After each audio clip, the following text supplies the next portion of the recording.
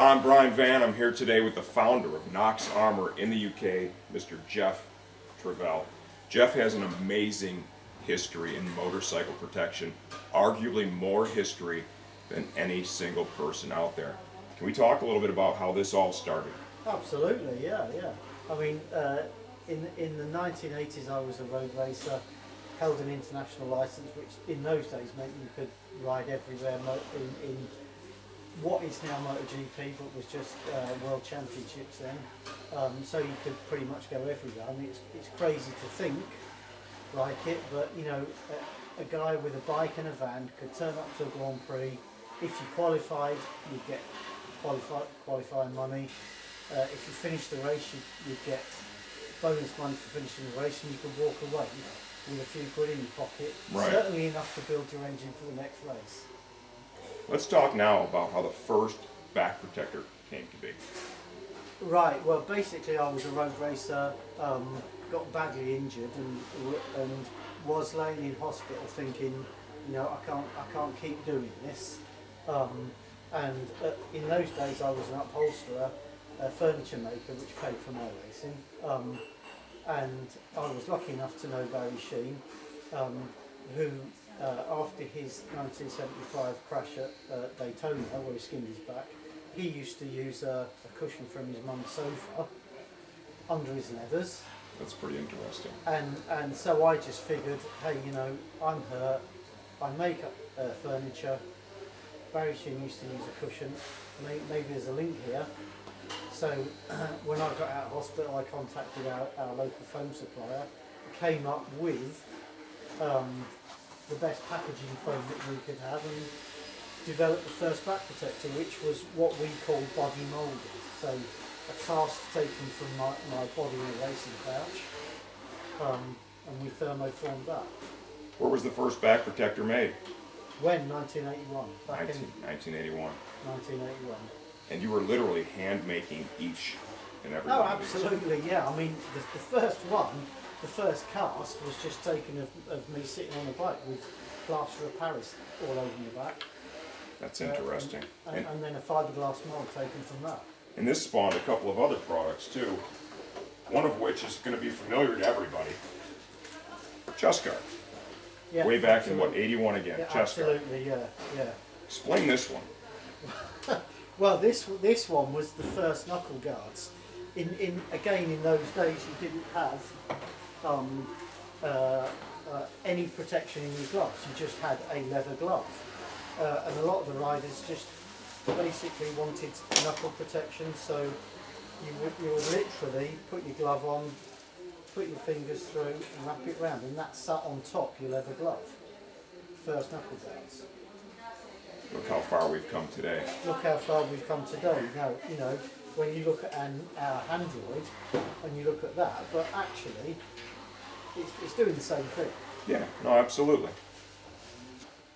Now here comes the evolution of the motorcycle jacket as we know it today. Let's talk about the Protec Jacket.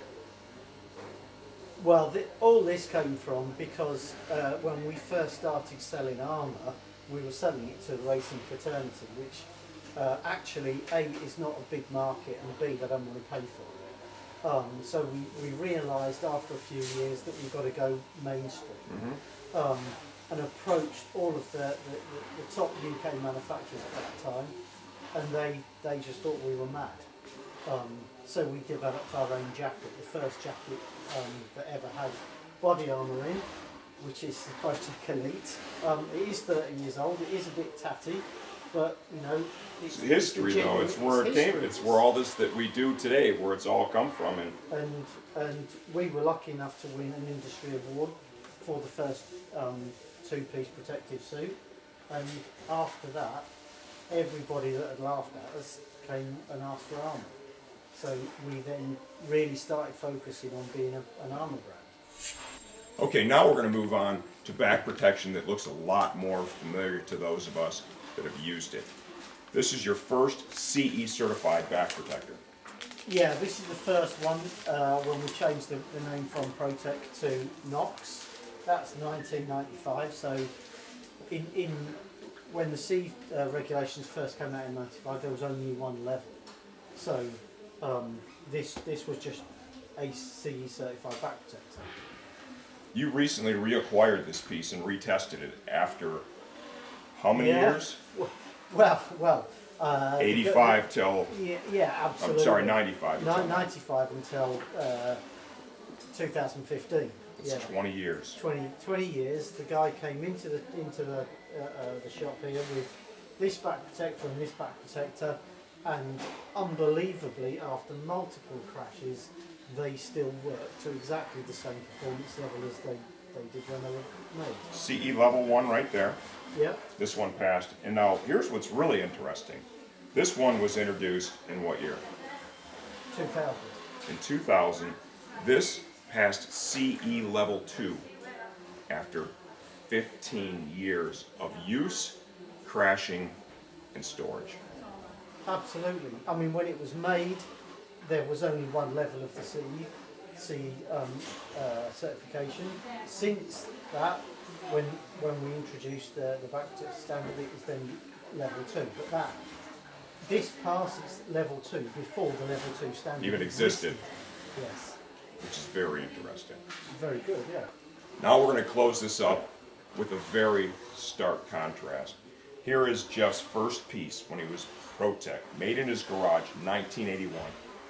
35 years of genuine British innovation brings us to what we all know now as the Knox Aegis back protector, which is state-of-the-art, level 2, CE certified, phenomenal. And when you think about that, this is a real motorcycle racer with a truly authentic passion for protection that was born from his own injuries.